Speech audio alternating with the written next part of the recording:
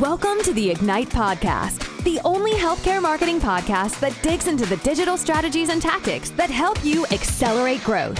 Each week, Cardinals experts explore innovative ways to build your digital presence and attract more patients. Buckle up for another episode of Ignite.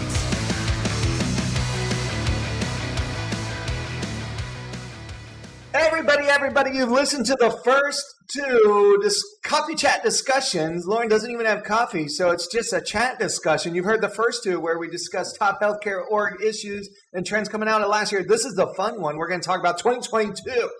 They need no introduction. I'll do it anyways. Rich Briddock and Lauren Leone, everybody, are SVPs of everything here. They are the smartest. They are the best, and you're going to learn from them today. Let's dive right in. What do you see happening in 2022? Anything changing with marketing? Obviously it is. What's the top things? Yeah, I mean, let me talk to you about sort of what we're doing from an agency perspective, because I think it's not necessarily a massive sea change in terms of what everybody else is doing, but I think it's something that we believe in strongly, which is adopting a more user-centric marketing approach in 2022. And, this is something that has come out of actually developing a stronger creative offering in 2021. And it's a need to understand our clients' end users and what their end users are looking for when they are considering our clients and their businesses and their services and their offerings. And so it sounds really straightforward, right? Like, if you're going to do good marketing, if you're going to connect with people, you have to understand your end user. But you would be amazed at the number of clients that we have or the number of prospects that we talk to who have no idea what makes their end users tick and what their end users care about. So we're doing it. We're kind of doing this tour of our current clients where we're going around and we're implementing user-centric marketing for them. We're doing consumer surveys. We're doing user research, and we're helping them to understand what motivates their end user so that our ad copy can talk to the things that their end users really care about. Our landing pages or our core web pages can talk to those things. And so that we're conveying the right information at the right time to their users, to their prospects, so that they're more successful at turning them into leads and then turning them into patients. Because right now, a number of people are really missing the mark with that. And I'll give you if I've got time, I'll give you a little anecdotal example.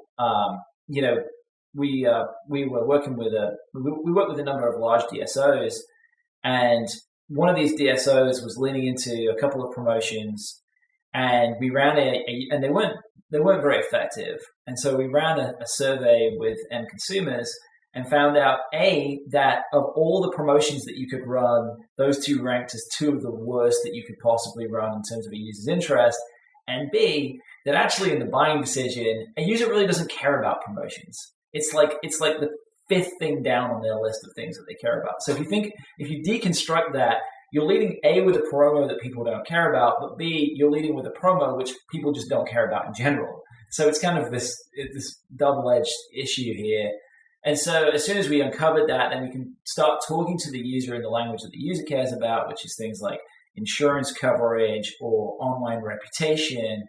And that helps them be so much more successful when they're vying against other businesses in the space. So our trend in 2022, to sum that all up, is start with the user.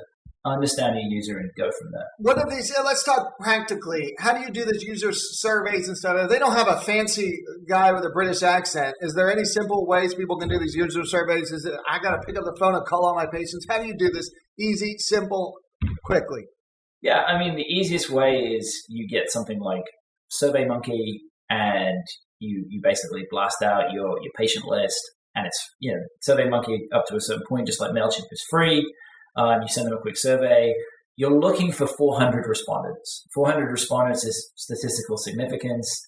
That's all you need. So, I mean, for some practices, I know if you don't have a huge patient list, that might be more difficult, but for most practices, you could probably get 400 respondents.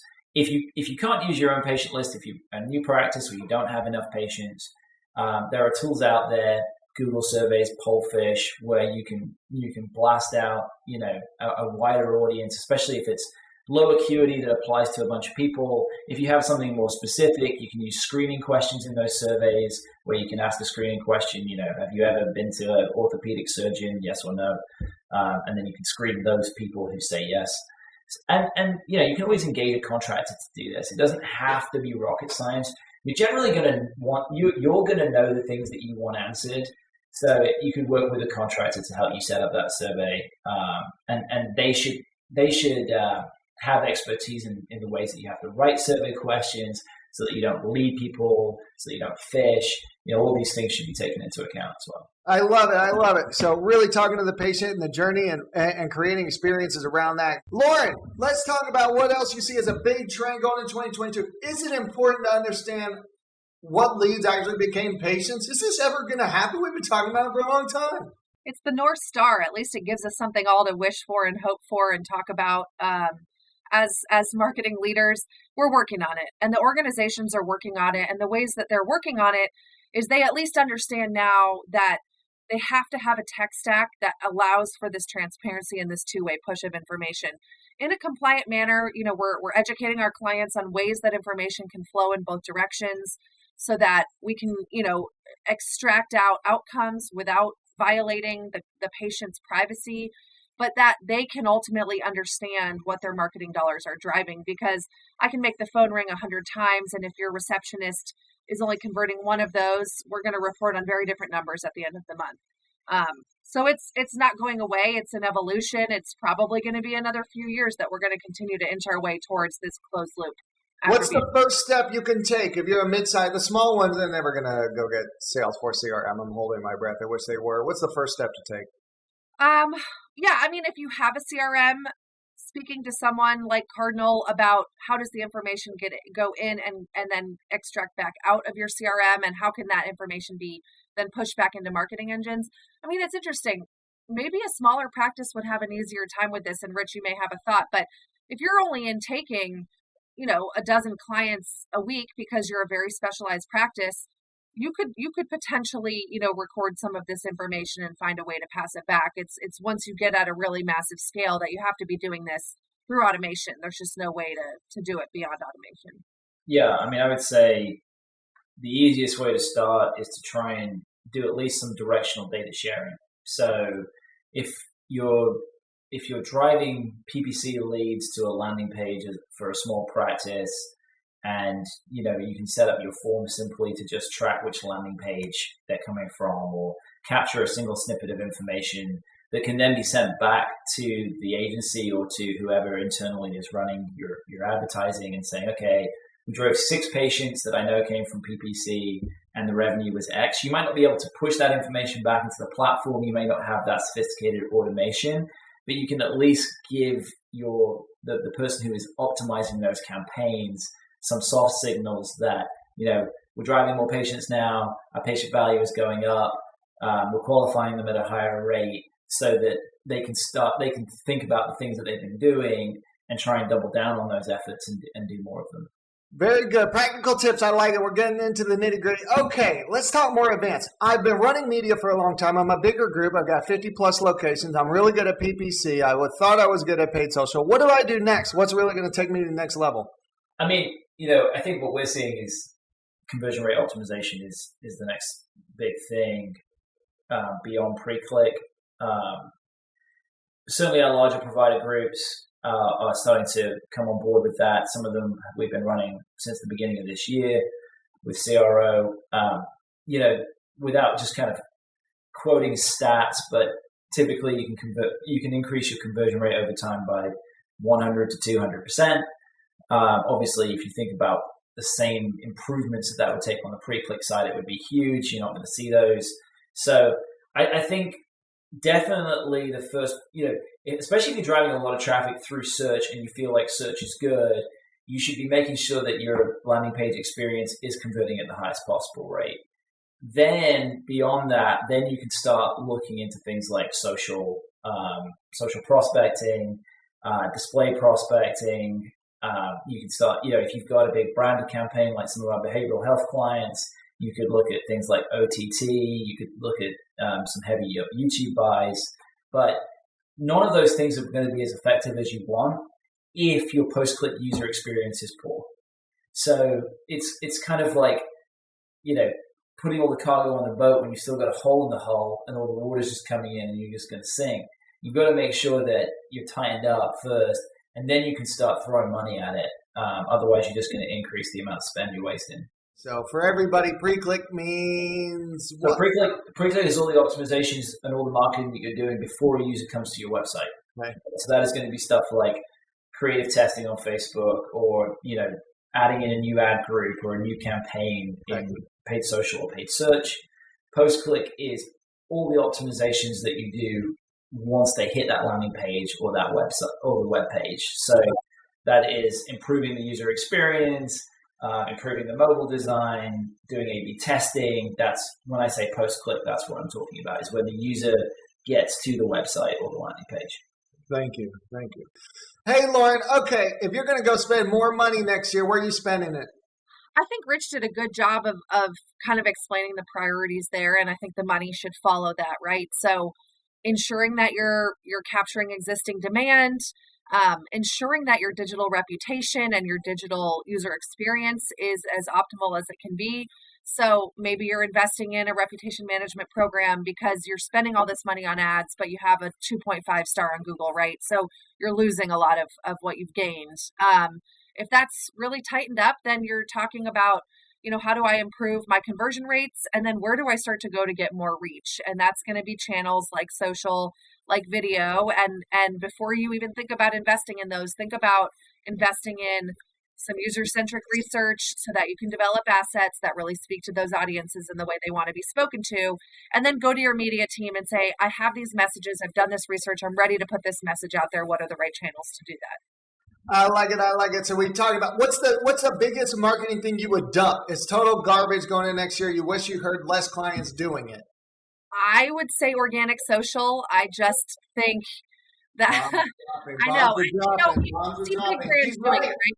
It's hard when you see like Delta out there having, or Taco Bell, and they do all these fun things on their Twitter accounts and on, Instagram. And it's hard because you see that and you think I need to follow suit, but you reach such a small portion of your audience. The patient isn't looking to, have a funny conversation with their doctor. They're here to seek care. It's just not something that medical practices need to be investing heavily in. Thank you for saying it, everybody. Nobody cares about the party you threw for your employees at your practice the other day. No one cares. New patients don't care. Your former patients don't care. That's all. Don't forget about recruitment. So I definitely don't discourage you having a social channel so that you can speak to your current and prospective employees. I think that's the best use of it, but it doesn't necessarily have to be to acquire patients.